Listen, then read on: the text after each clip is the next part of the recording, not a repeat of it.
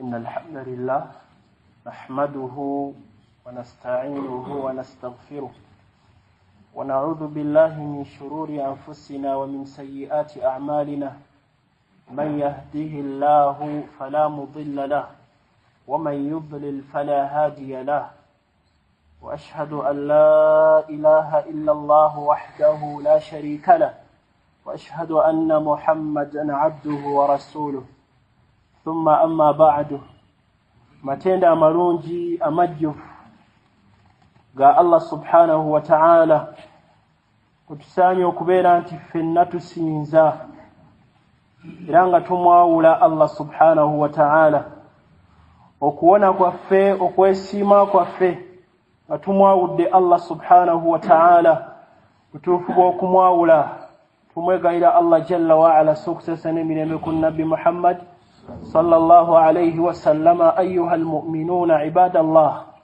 وكرزا بنونجي أبيبتي وبدبا الله تلك بفانني متيكو وتلكو بفانني بيا كاميرا amasimu bifaananyi ebyo biyitibwa bifaananyi era buli omu akikkiriza loli bw'aba akyogera akiyita kifaananyi ne baba alagira okukimu ku bagundi nkuba ekifaananyi ne bagenda mu studio agamba ngenda kunkuba kifaananyi ly'erinnya buli omu lyakozesa babiyita bifaananyi era ne nabbi sallallahu alayhi wasallama ahadithi zetugenda okuwulira nga abiyita bifaananyi bi abi huwa wa ummi sallallahu alayhi wasallama bifaananyi bino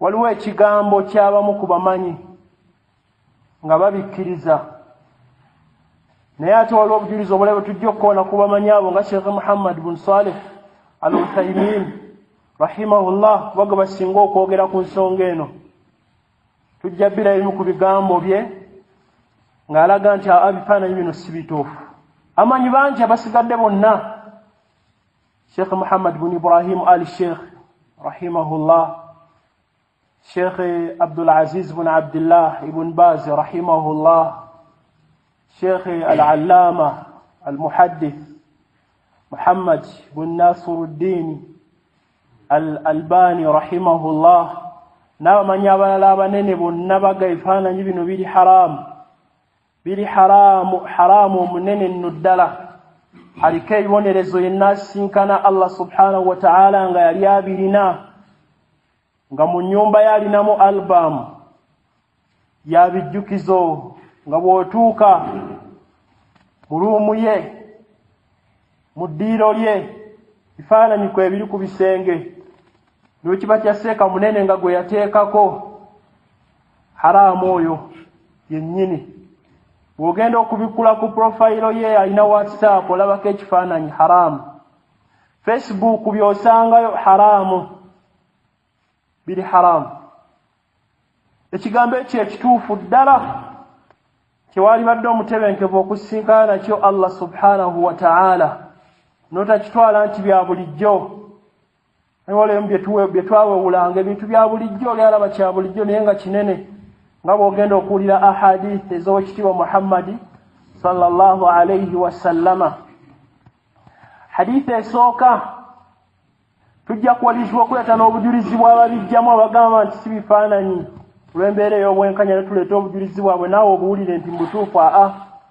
tebuyinza kuzitowa tuuka bujulizi bwa nabbi sallallahu alayhi wasallama mu ahadithi ze ennambulukufu obulungi tujja kuleeta babaga nti waali badde nakyo beesembesa ki naawe okitunuulire n'obujulizi obunene bwe tujja okuba nga tukulembeza hadithi ya Ibn Abbas sahabi ono munene omulungi radiyallahu anhuma twagikoonako eri mu Bukhari ne Muslim musajja bwe yajja gyali nga mukubi wa bifaananyi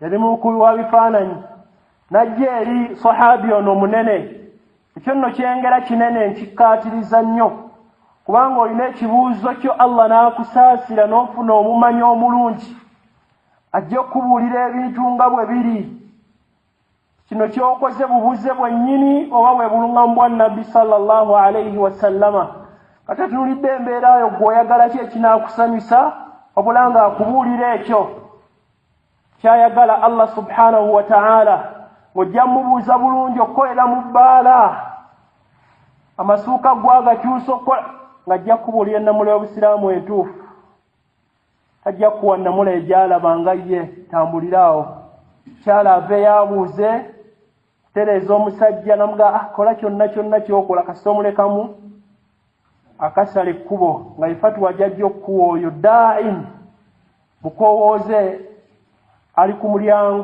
miryango gy'omuliro asuulayo abantu bino bye tumanyi obulungi ennyo somesa y'obusiraamu ku ebyo nabbi n'abigaanira ddala shiriki ne bigwa ne mu shiriki mu hadithi eri inna ruqa wattamaimu wattiwala shirkun tiwala kyenjagadde mu kyekyo abakyala babikola kubeera nti atereeza omusajja we bamwagala ennyo akole ki byagamba shiriki yennyini ono yaavaayo ng'ali ku tv mutebenkevu nnyo nti akola byonna ate akola kiyanaaza abaana mu njogera eyo ng'olabira ddala alinga ayogerera eddiini naye nga si ddiini kyeyogerera kati omuntu eyo oba g'ofunye n'obuuza babikwononekedde naye bano baasanyukanga nnyo Allah nga bwadde ekyengero ekinene ne bafuna ku bamu ku bamanyi abanene ba Abdullah ibn Umar mukijjukira ekyafaayo bamusinkana ng'ayingira mu haram tawfiqa lana Abdullah tawfiq Allah n'abawa sahabi ono omunene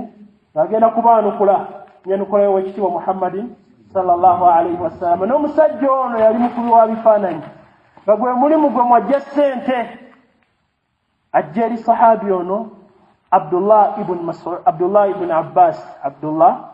ibn Abbas oli gwe baabuuza ku bya hijja nga bagenze mu hijja oba umra yali Abdullah ibn Umar mu kyafa kino ekyebifaananyi Abdullah ibn Abbas radiyallahu anhuma habrul umma wa turjumani al-Qur'an yali kakeesa ate nga muvunuzi wa Qur'ani munene radiyallahu anhuma bwamusinkana n'amugamba nti nze ndi mukulu wa bifaananyi fa aftini fihi fafatuwambulira nnamula y'obusiraamu ereetya sahabi ono yali amulika omusajja ono yalina ka distance kaali kuva waali n'amugamba nti idinu minni sembera n'asembera namuga idinu minni sembera gwokubi n'amuddamu n'amukaliza asemberere ddala n'amukwata ku mutwe n'amugamba ngenda kukugamba ebigambo bye nnawulira nga mbijja ku ekitiibwa Muhammadin sallallahu alayhi wasallama sami'tu yennyini agannabiwulira ombaka abikkaatiriza rasulullahi sallallahu alayhi wasallama yaqul ng'agamba nti kullu musawwirin fi nnaari yuj'alu lahu bikulli suratin sawwaraha nafsun yu'adhabu biha fi jahannam kullu musawwirin buli ebazita alfadhu al-umum mu ilmu ile ya usulul fiqh na bibigo byakozesanga bibuna nga bwatugamba nti kullu man alaiha fan buli ali ku nsi kuno wakufa oba munene yabadde abatwala oba abadde buli omu kati ono kyage buli mukubi wa bifaananyi kullu musawwirin buli mukubi wa bifaananyi akubisiza mukono akubisiza kamera tujabira nga twanukula baga nti kamera oba tolina kyokoze olimu abajikkiriza baga nti kino nabbi yagamba kuba kati ate kamera oba tolina kyokoze kifaananyi kyejja kyokka ne kyetereeza tetuganda mwentegeera mulimba kale giteekaawo kamera yekuba ekifaananyi giteekaawo essimu tulebe wegendo kikuba tolina kyokoze tegeera tebantuufu kubanga limu ku bujulizi ebeesembesa nti nabbi agamba buli akola ki buli mukulu wa bifaananyi ate eno kamera essimu oba tokoze eki giteeke waawo tulebe wegendo kikuba ekijja ekifaananyi tekisoboka kituufu nti naawe oba okikubye buli yenna akuba ekifaananyi finnaari wa mu muliro buli akikubya atya akikubisizza ki kasita kibanga kifaananyi kya mwoyo kirabakaawo kanyonyi kya muntu muliro yuj'alu lahu bikulli suratin sawwaraha bagenda muleta buli kifaananyi kye yakuba olabe agambye buli mukulu wa bifaananyi najja no ku bifaananyi naga buli kifaananyi okubona kuzze ku buli mukubi waabyo okubona okulane kujja ku buli kifaananyi ne tujja mbe yajjamu byokka ebitalina myoyo naye buli kyoyita kifaananyi nga kirina omwoyo bagenda kikuleetera kunakula enkomerero ofune ebibonerezo bya buli kifaananyi si bibonerezo byawo muti oyo yali mukubi wa bifaananyi la buli kyewakuba kameramaani gwe mulimu gwo buli kyewakuba kirina ebibonerezo byakyo simu wamu nti bajja kubonereza ofune embooko zaabyo byonna la bibonerezo bijja ku buli kifaananyi hadithi ntuufu erimu Bukhari ne Muslim eva ku sahabi ono Ibn Abbas sajja ono bambi yeeraliikirira gwe baawa fatwa eno ne bamuwulira ensomesa ya Nabbi sallallahu alaihi wasallam mutima ne gutya era ng'omulimu aliredde okuguleka simanyi oba awulira hadithi eyo mu basiraamu lyaliredde okuguleka n'amugamba Ibn Abbas wabula okibanga mutuufu embeera yo eri bwetyo fashajara oyinza okukuba omuti wamaala nafsala n'ebitalina myoyo byokuba naye ekifaananyi bolanga kirina omwoyo tokikuba yenna ajjamu ebifaananyi ebya kamera nti tebiriimu tutalibuhu biddaliil tumusaba obujulizi bw'aba tabulina tusigala ku hadithi eyo nambulukufu obulungi nti buli kifaananyi bw'aba akijjamu nti bino nabbi yabijjamu byo ebifaana bwe biti tumusaba bujulizi lwaki tugaye nabbi bwe yasomesa omusomo guno eddiini eyingira mu buli kimu kyonna naamu twala bwe yali atulaga ku ntambula ezaaliwo yatulaga entambula ezijja okujja nazo bantu bajja zikozesa wayakhuluqu ma la taalamuun walkhayla walbighala walhamira litarkabuuha wazina wayakhuluqu ma la taalamuun ezo entambula zijja kujja basahaba tebaazirabako ne kamera zino zibakuba nti byebifaananyi byazo tebirina buzibu nabbi yandibadde abikoonako nti waliwo ebifaananyi ebirijja nga mmwe temubirabyeko ebyo tebirina buzibu teyakikola yagamba buli kasita okiyisa kifaananyi kyolina ku profile yo ku Facebook kyekiriko kifaananyi lyerinnya lyakyo tereeza byogenda okwanukula mu maaso ga Allah tabaraka wa taala hadithi entuufu endala eri mu kyo kya Imamu Muslim eva ku tabi gwe bayita Abi al-Hayyaj al-Asadi rahimahullah Abi al-Hayyaj al-Asadi rahimahullah yalina sahabi omunene Ali ibn Abi Talib namuyita namugamba nti ala ab'athuka ala ma ba'athani bihi Rasulullahi sallallahu alayhi wa sallama nkuwa omulimu guno okutume nabbi kyeyantuma okubeera nti nkola yanzikatiza nnyo genda okikole nange njagala obeere nti okikola wano sahabi wali Ali ibn Abi Talib nabbi yafadda omulimu gwo nabbi yagukatirizanga nga ali nabo namugamba agamba tabi gwaine njagala nawe omulimu guno ogukole ogende buli woyita wonna ogenda kukola mulimu ki alla tadaa suratan illa tamastaha wala qabran mushrifan illa sawaitahu genda buli woyita wonna tosanga ekifaananyi kyonna kisituddwa kinawo kiwanikiddwa lutimbe kwe kiri ku bisenge kwe kiri tobaako woyita n'osanga kifaananyi kyonna okujjawo ng'ogenda kijjawo kijjeewo omulimu nabbi yamutuma agukole Ali ibn Abi Talib naye bwe yajja batabi bali nabo ng'abatuma bakole omulimu gwe gumu n'ayogana ku birala kubanga byalimu ku buvunaanyizibwa bw'abakulembeze ne Allah gwabawadde obukulu yenna kutereeza abantu ku nzikiriza yaabwe ne kabuli zonna ezisituddwa zibeere tizitereezebwa nga ensomesa ya nabbi sallallahu alaihi wasallam we zirina okubeera kyakabuli nakyo n'akikoonako kubanga nabbi yatumanga sahaba abanene n'amanya abanene abaaliwo nga batuma ku mbeera zino emiti abantu gye basitula n'alagira gigende gigibwewo ensozi bakolerako bino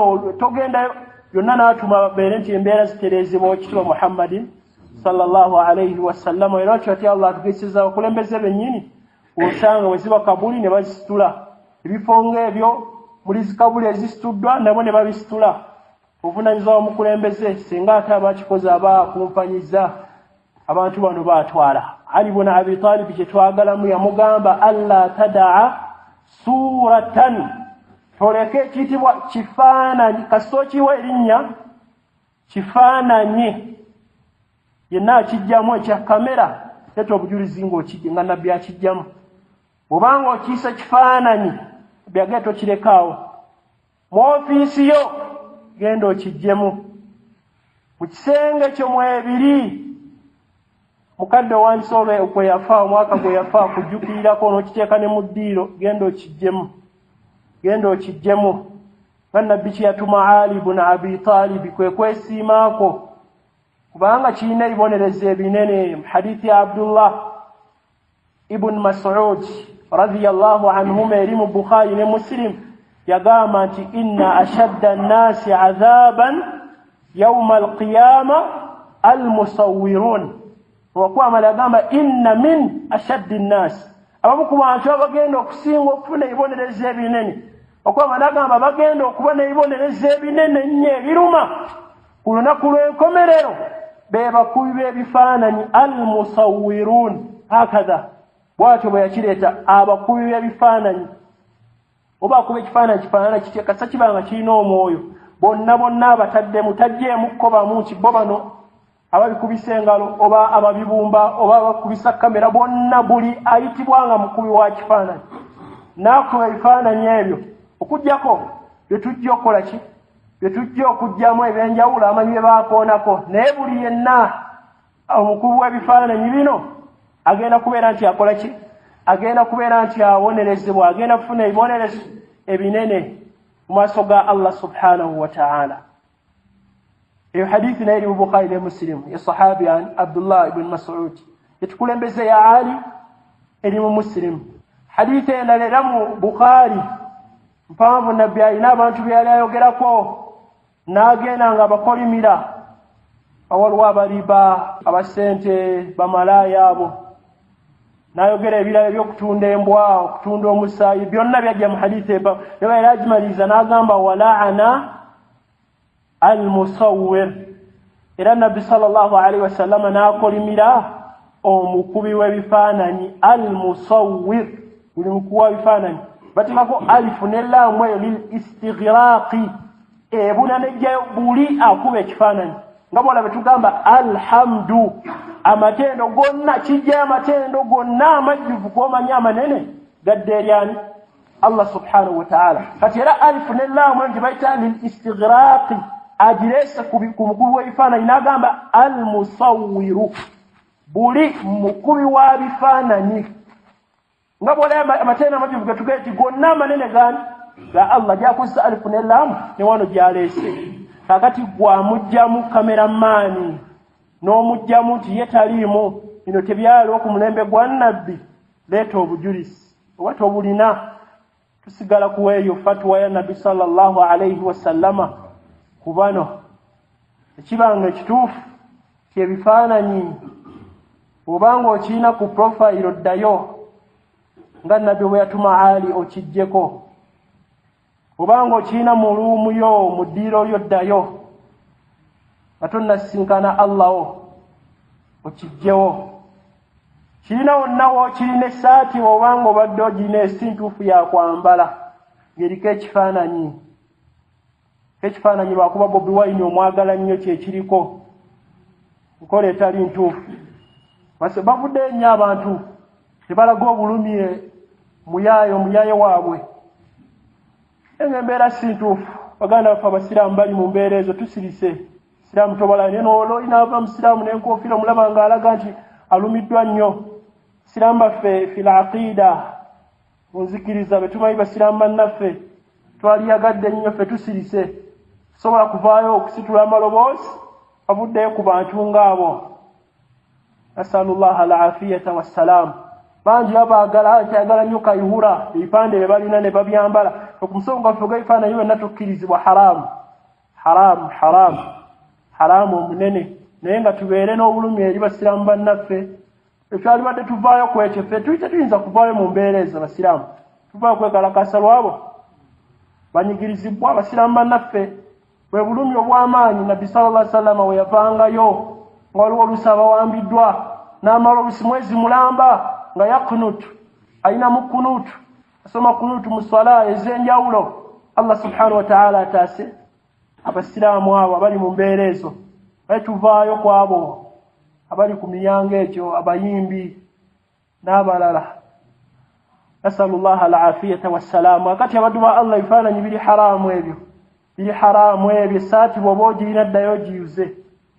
Bikozese yuze kolenga ekisiimuula. N'oba wagigula nga ya bbeeyi naye ekyebbeeyi ekisinga okufuna essanyu mu maaso ga Allah subhanahu wa ta'ala. Kikateni wakigula kya bbeeyi kituufu kya bbeeyi. Ddayo kiyuze kikolenga ekisiimuula. Tekikola kubeera okwo akiriko ekifaananyi ekyo. Eyo kiba kya kanyonyi. Ddayo guno omusomo ogukaatiise ne w'abaana ne bw'ogula bizigo. N'ogula bizigo nga ebizigo by'oguze kuliko ekifaananyi ky'oba osooka okukola kuyiya ngeri gye kivaako omutwe.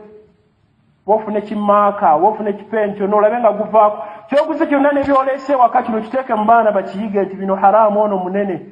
Olutuuka obanga kyeky'osobodde okufuna tiwali ngeri gy'ogula kwa byonna byonna kati batunda kwebiri sooka okigyeko n'abaana bayigirize era bamukambwe nnyo nga bwe tukambuwala ku birala. Abaana ne bageza bakakataala k'emmotoka baakaasizza bonna ogenda kubakuba bamukambwe ne ku bino. Abaana ebizigo byazze mukimanyi wano oli we bituuka tetusooka okukola funa kimaako bakipeeyi ne tubikuutiza ekifaananyi kino omutwe gwonna ne guvaako bakitegeere nti kino kiri haramu. Kyagenda mu maaso n'obujulizi bungi tukyabuleeta nga tukulaga nti ebifaananyi byonna buli kifaananyi bino biri haramu. Barakallahu fikum wa jazakumullahu khairan. Ab'ebitiibwa abalungi abakkiriza saba Allah subhanahu wa ta'ala abakuume abawa obusiraamu obulungi abutunywerezeeko tumusinkane nga tuli basiraamu abalungi abatuufu ddala. Kuwona kwaffe kweko ssanyu lyaffe liryawo we tulisinkana Allah nga tuli basiraamu. Busiraamu obutali bwa nkoofiira, obutali bwa kanzu, obutali bwa mannya. Bino byonna birungi omuntu abeere nga abirina naye nga ne mu mutima bwe bulimu. Ab'ebitiibwa tuli ku bifaananyi. Bifaananyi ebya kamera biri haramu omunene nno ddala. Kiri mazambi amanene bw'obanga okirina. Profayiro yo nga kyekiriko haramu. Facebook obirina haramu. Hadithi zonna zitiisa mu mulyango guno. Buli gyejjewulira yogera muliro. Etayogera muliro kikolimo kugoba mu kusaasira kwa Allah. Bw'oziwuliriza siriikirira omukkiriza nga weebuuza nze kituufu nga tonnakaayana buli kimu bakireeseemu ne bino tubiveeko nga tonnaba okubyogera siriikirira. Wallahi bano omutima ogutya ng'osiriikirira obuuza nze wadde sinnayogera banyogera naye empitawo. Ezo hadithi nabbi zaayogera ez'omuliro nze empitawo sijja guyingira ndi munene. Batonna tulina bakwetoolodde nakwogera bigambo ate kirimu bagikoze hadithi ezo entuufu ziwulirize ng'obuuza nze empitawo. Siriikirira omukkiriza okyebuuze nga tonnabaako byogera na irimu gye baleeta bye batusomera. Wallahi gwe siriikirira nga ggwe obuuze empitawo ku ahadithi z'owulira era z'okyawulira. Basheekha abamu ku basheekha batusomesa nali nkyali e Sudan eyo bakkaatiriza nnyo ahadithi zino nga nkambwe nga zibatiisa. Twali omututudde omu ku bayizi n'ayingira, twali mu masjidi Sheekh atusomesa halaka, muyizi n'ayingira n'essimu n'akuba ekifaananyi seeka darusu yagiyimiriza n'alagira omuyizi ekifaananyi kisangulwemu era yamala kakasa ebamuwasadde ekifaananyi omuyizi akiggyemu. Darusu ya Sheekh yonna n'ekyuka gy'era ateeseteese nedda ku bifaananyi n'atulaga ebibonereza abantu bye bagenda okufuna n'abalaga nti kino si kya bulijjo kubanga tubiina kizibu. Buli mukolo gwobeerako buli omu babeera bati n'akuba noono n'akuba abantu be babeera kya bulijjo. Ni wallahi basheekhe bano mumuyita Sheekh Swiddiiq bun Abdillah mulala muyita Umar bun Abdillah era naye kyagwayo mu darusi yeemu yonna n'agiyimiriza n'adda ku bifaananyi n'atulaga embeera enzibu yetwala nti ya bulijjo. Bano babeera mu hijja bonna bwetunya abeetulako abebalaga ku screen z'olabiza enjawulo bonna babeera bati awamu zino selfie bibabeerako nga kya bulijjo naye nga wallahi bw'otunula ebigo bya nabbi sallallahu alayhi wasallam olaba nga kinene ahadithi bw'otuula n'ofumiitiriza omukkiriza zitiisa bakuba kwetolodde nti bonna babikuba wegendereze nga ggwe ogenda sisinkana otya allahu subhanahu wa ta'ala. Hadithu agirabe ya ibn Mas'ud eri mu Bukhari ne Muslim. Hadithi zonna ntuufu tetujja nazimalayo nyingi tusobola kubeera tuzimalayo tukuwaako ezimu kuzo. Inna ashadda nnasi adhaban yawma alqiyama almusawwirun, abantu abagenda okusinga okufuna ebibonerezo ebinene be bakubi ebifaananyi babikubisiza ngalo bakubisiza kamera. Yagamba abakubi b'ebifaananyi kameramaani oyitawo wona wetugenda kubifuna bino nabbi byayogera oba birinamu okubibuusabuusa ebigambo bye sallallahu alayhi wasallama. Akwata essimu mutudde ku mukolo oyagala kijjukizo oyitawo hadithi eno bw'ogiwulira olaba nga tekkwatako nga ye nabbi talina be yajjamu. Yagamba almusawwirun, buli kisi mukubi wa bifaananyi akibumbye bubumbi akikubisiza ngala akikubisiza ki talina gwe yajjamu. Gw'olaba nga gwe bawejjamu nga gwe oyitawo ye nga nabbi wo teyakujjaamu, nabbi wo sallallahu alayhi wasallama teyakujjaamu, gw'olaba nga bwewejjamu oyitawo. Ahadithi nyingi ate nga ziva ku basahaba bangi kikulaga nti ensonga yo nabbi yakikkaatirizanga nnyo sallallahu alayhi wasallam. Basahaba bawulira betwogera buli hadithi ne sahabi ono mulala onajja nono ne sahabi. Hadithi endala eri mu kitabo kya Imam Muslim eva ku sahabi Abu Talha al-Ansari radiyallahu anhu. Hadithi zonna zetwogera tuba tunamwogerako naye wuuyo nayasi n'abalala basahaba bakyajja abanene. Hadithi nfaavu naye yagamba sallallahu alayhi wasallama nti innal malaika mazima ddala akkaatiriza nene bw'atugamba nga tabikkaatiriza tubikkiriza tulinamu kubuusabuusa. Zino ahadithi zonna tuzikkiriza bulungi bwe tuziwulira emitima ne gitya, naye atakkaatiriza zonna zikkaatiriza zoogera ebigambo nga zikozesa ebigambo bikambwe.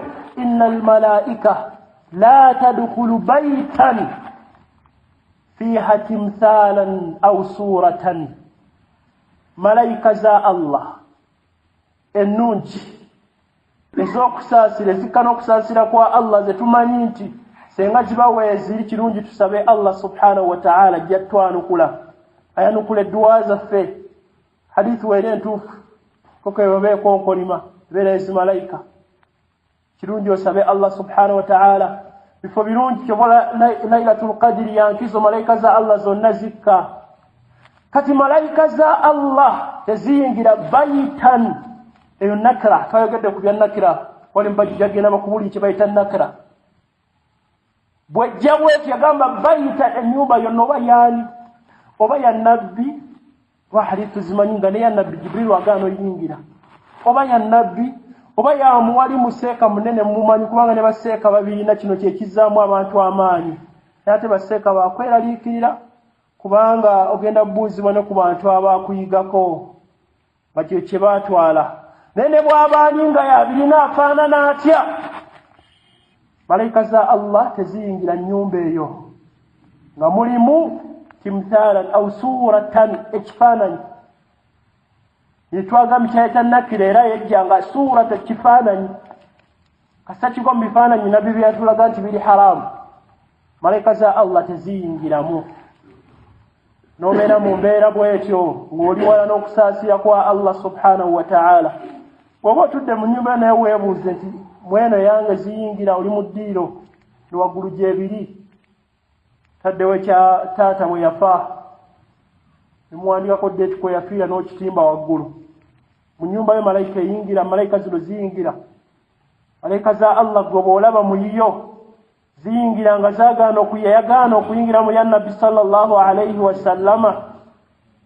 N'oteeka omwaka embaga ye yasooka omwana we yasooka byonna biryoko byetoolodde malayika za Allah zino ennungi gwe mu nnyumba ziyingira oba ebifaananyi ebyo bijjeemu tebyaliwo era twalina Sheikh ono Swiddiiq bin Abdullah ng'ayogera ku bifaananyi era ekigambo kyeyayogera n'agamba muleke bannange okumpanya eddiini ya Allah ogagasa bulungi senga obwangu buno bwaliwo abasajja bali abaatandika ebibumba ebyo n'agira n'amala essaawa namba n'amala olunaku lamba akijjayo kulankiva baba kubanga balina kamera zino ezikyanguya mu kiseera ekitini size baalikosezza kubanga zijjirayo ddala wali baakolanga ne bawaana ne badizayini okujja ekifaananyi kyono gwe baagala lwakubanga tekinologi ono waali sigo baakozesezza ate tumugjamu kati sirikiri omuddu weebuuze ebifaananyi bino by'oteekamu for remembrance album eziri mu malayika ziyingira mu bibonerezo bye twogera ovaamu hadithi endala ntuufu eri mu Bukhari ne Muslim gye tulabye eri mu Muslim ya Abu Talha eri mu Bukhari ne Muslim yagamba Nabi sallallahu alayhi wa sallama inna alladhina mazima ddalaabo yasna'una hadhihi suwar yu'adhabuna yawma alqiyama abakuba ebifaananyi bino byonna suwar kibuna ebifaananyi byonna kasa kibanga kirina omwoyo bonna abo ababikuba yu'adhabuna yawma alqiyama bagenda kubonerezebwa balina ebibonerezo ku lunaku lw'enkomerero lunaku lwetwogerako lunene olumanyi lunaku olumanyi ne bannabbi bonna nga baga mutuleke lunaku lwetwogerako Allah nyine lwatugamba nti liyawmin azim olunaku olunene Allah yalutugamba nti lunaku lunene olunaku olwo lw'omanyi omwana lwagenda okudduka maama adduke taata adduke mukyala we abantu bano bagenda kufuna ebibonerezo binene bo nabbi abajjeemu ebibonerezo bangi naye bano abajjeemu n'agamba bagenda bagamba ahyu ma khalaqtum ate bamuli batonzi nammwe mwatonda ekifaananyi kyennyini Allah kyeyatonda naawe kyewateekawo kiwa obulamu anaakiwa obulamu ab'ebitiibwa sirikirira embeera eyo nga ggwe oli mu maaso ga Allah bakugamba ku bifaananyi bye wali olina oyitawo agamba ebifaananyi talina gwajjeemu wa kamera yasomerera fine art egundi gye yatwala talina gwajjeemu bw'obanga gwe mulimu gwo siriikirira nze wano naayitawo oba hadithi za Nabbi sallallahu alaihi wasallam ozirinamuko ekigambo hadithi nyingi ab'ebitiibwa naye nga zonna zitiisa hadithi ya Abu Huraira radiyallahu anhu eri mu sunani at-Tirmidhi ne mu sinadi gwa Imamu Ahmad hadithi ntuufu fena kigambo kyonna manyi ba hadithi abanene baatulaga nti ntuufu Nabbi sallallahu alayhi wasallam yagamba takhruju yawma alqiyama ensinga egenda kuvaayo ku lunaku lw'enkomerero lw'owulidde olunaku luno oluzibu abantu bonna basiriikiridde buli omu alindirira bannange ngenda wa baddukako ewa bannabbi embeera eryawo buli omu bimusobedde abantu jjukira balina bwerere n'ebyo teryabifaako embeera nzibu nnyo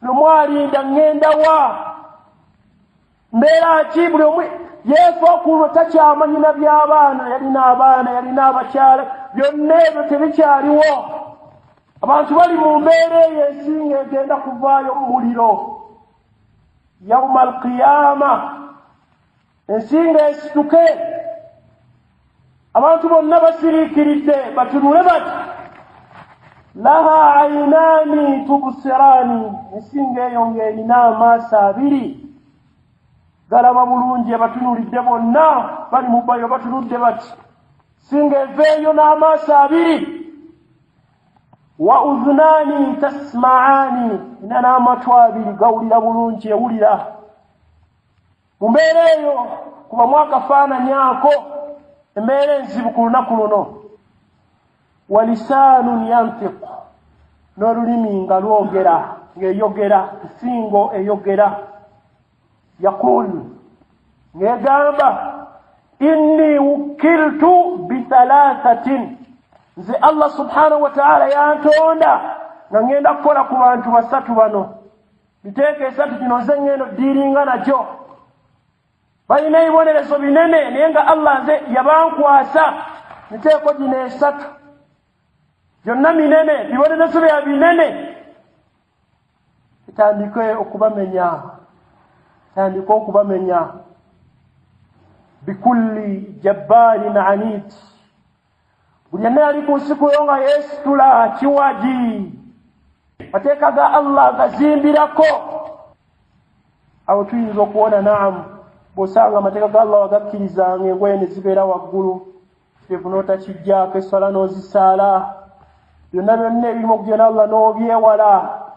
Ekituuka ku biragiro bya Allah subhanahu wa ta'ala biteeka mu nkola yeriba wamuleka, sikaati wazireka, byonna nolabanga mbutuufu nali mugonvu eri Allah wange. Naamu eyogera omulala nti wa bikulli man daa ma'a Allahi ilahan akhar, n'owokubiri yaliwo yenna eyakoola Allah ate ng'alinayo n'ebirala n'agatta ku Allah subhanahu wa ta'ala.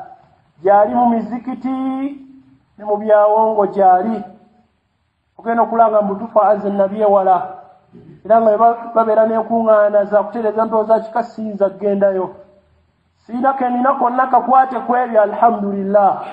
Egamba omulala gwe tuliko wa bil musawwirin, n'abakubi b'ebifaananyi, buli mukubi wa bifaananyi.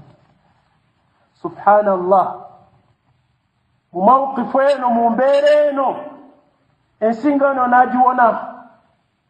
Onaawona okubeera nti gw'omu kubo nga boddayo waka ebifaananyi by'abaana bonna wabakuba nga bali wamu bayimiridde bulungi, n'obakuba baana bo Allah yabakuwa. Mwekiri ekifaananyi kya famire, muli wamu mukyalawo gwe, abaana, maama, taata, mwenna, n'okitimba n'okiteeka mu ddiiro.